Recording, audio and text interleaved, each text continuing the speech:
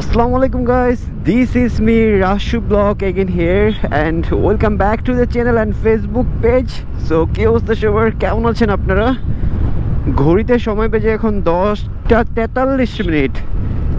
এই বছরের সর্বোচ্চ কুয়াশা এবং সর্বোচ্চ ঠান্ডা আজকে আমাদের উত্তরবঙ্গে মানে দিনাজপুরে 10:43 বেজে গেছে অলরেডি, কিন্তু স্টিল নাও চারপাশের ওয়েদারগুলো দেখেই বুঝতেই পারতেছেন, মনে হচ্ছে যে কেবল মনে হয় 5টা আর 6টা বেজে গেছে।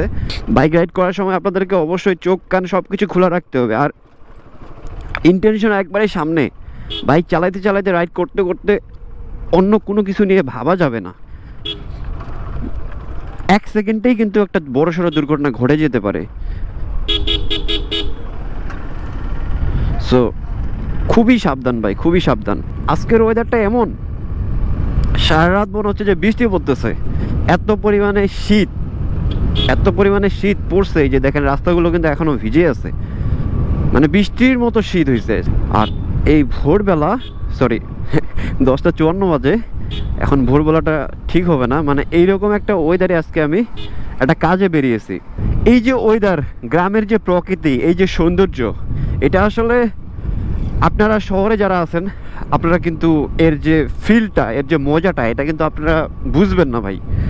যারা গ্রামে ছোট থেকে বড় হয়েছে তারাই বুঝতে পারবে। আসলে যারা এখন বাইরে থাকে, শহরে থাকে বা বাইরের কান্ট্রিতে থাকে, তারা কিন্তু এই মোমেন্টগুলো, এই মুহূর্তগুলো কিন্তু অনেক মিস করে।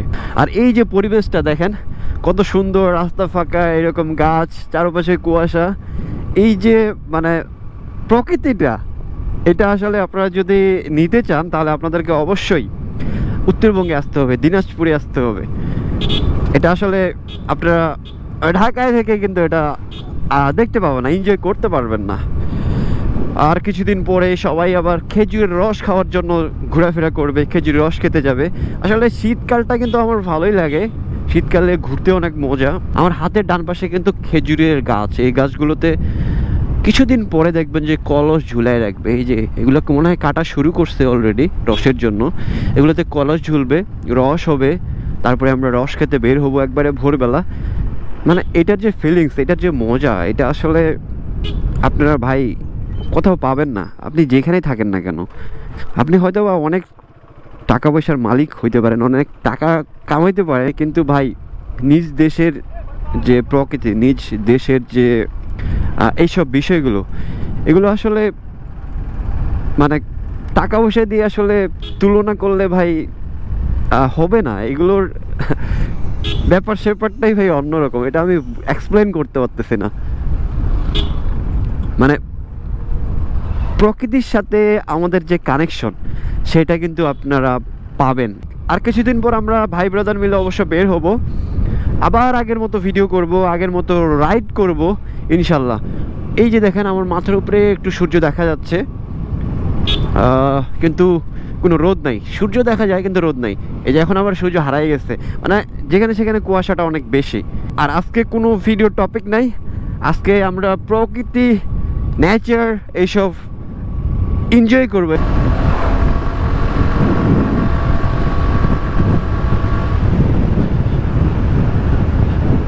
কিন্তু কুয়াশার মধ্যে আসলে এই বাইক টানাটা রিস্কি একটু। আস্তে আস্তে কুয়াশাটা কেটে যাচ্ছে, কিন্তু যেখানে সেখানে আবার ঘন কুয়াশা। এই যে একটু রোদ উঠছে, আবার হারাই যাচ্ছে, এরকম একটা অবস্থা। আর এই শীতের সময় এই যে দেখতে পারতেছেন আমাদের মানে একটা কমন প্রবলেম, মানে এটা চাপ একটু বেশি পড়ে। বাট ঘুরতে কিন্তু মজা লাগে অনেক শীতের সময়। পুরা জ্যাকেট ম্যাকেট পরে একবারে প্যাকেট হয়ে ঘুরে বেড়াও ভাই, জোস। আসলে লাইফে আর কি চাই ভাই, এত কিছু করে কি হবে, এত টাকা পয়সা কামে কি হবে ভাই। মানে নিজের লাইফটাকেও তো একটু সময় দিতে হবে, নিজেকেও তো একটু সময় দেওয়া প্রয়োজন, তাই না? কারণ একটা সময় হয়তো বা অনেক টাকা পয়সা হবে, আপনার অনেক টাকা পয়সা কামাবেন, কিন্তু এই বয়সটা, এই সময়টা, এই ফিলিংসগুলো, মানে এই ফিলিংসগুলো, এগুলো কিন্তু থাকবে না। এগুলো আসলে সব সময় থাকে না, তাই না? সো ট্রাই করবেন কিছু টাকা জমায় একটু ঘোরাফেরা করার, মানে যাদের আর কি টাকা পয়সা একটু কম, আর যাদের টাকা পয়সা আছে তারা তো ভাই এই ঘোরার তো সময় পাচ্ছে না বা সময় পাবে না, তাই না?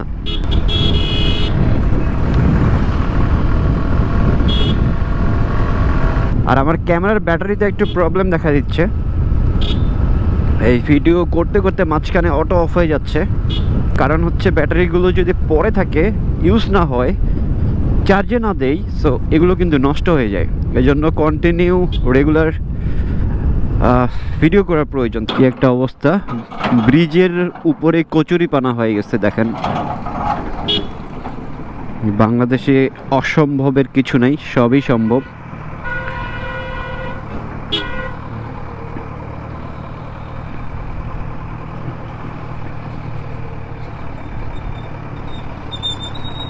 বিশাল বড় তেলের গাড়ি, এটাকে ওভারটেক করি।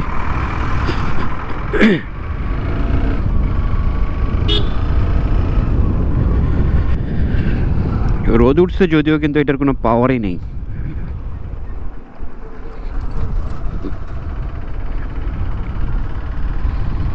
সামনে বিশাল বড় একটা জ্যাম।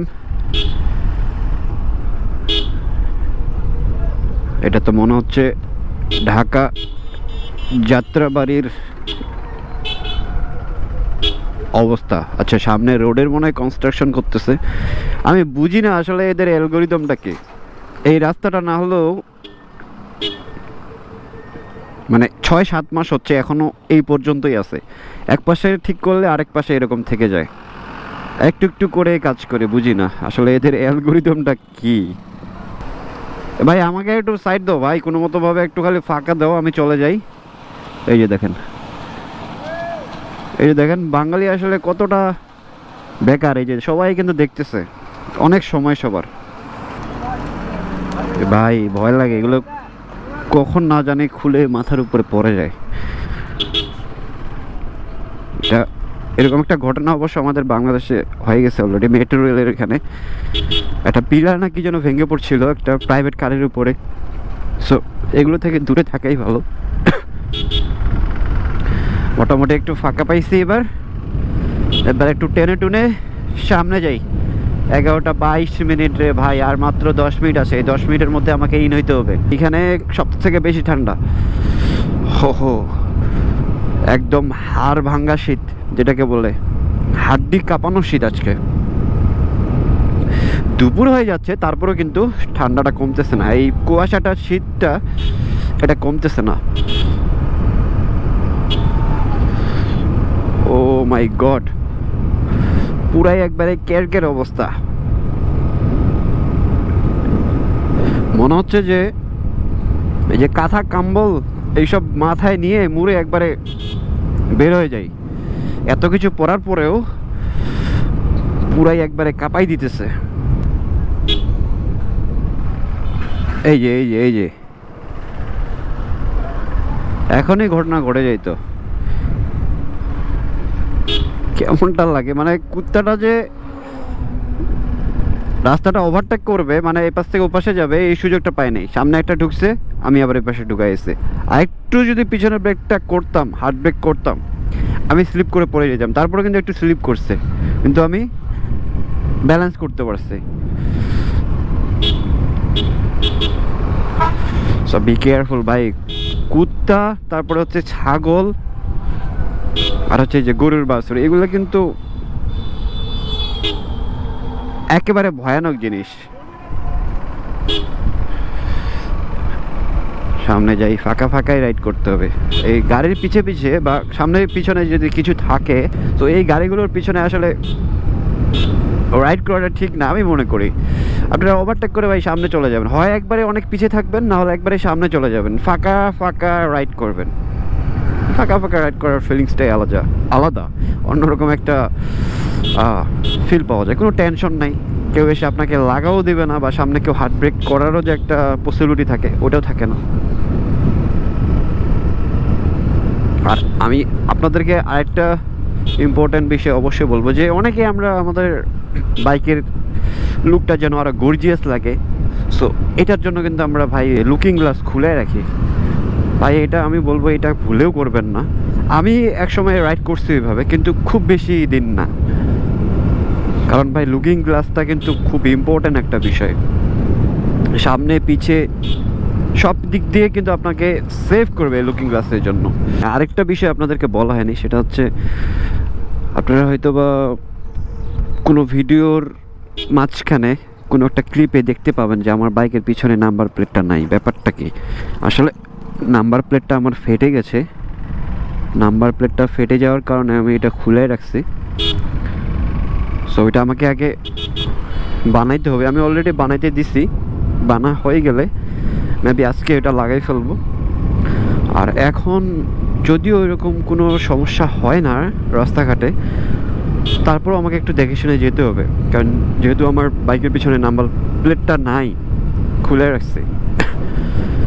আর আজকে আমার মানে এমন হয়ে গেছে যে অনেক ইম্পর্টেন্ট একটা কাজে যেতে হচ্ছে, নাহলে আমি নাম্বার প্লেটটা লাগাই একবারে বের হইতাম।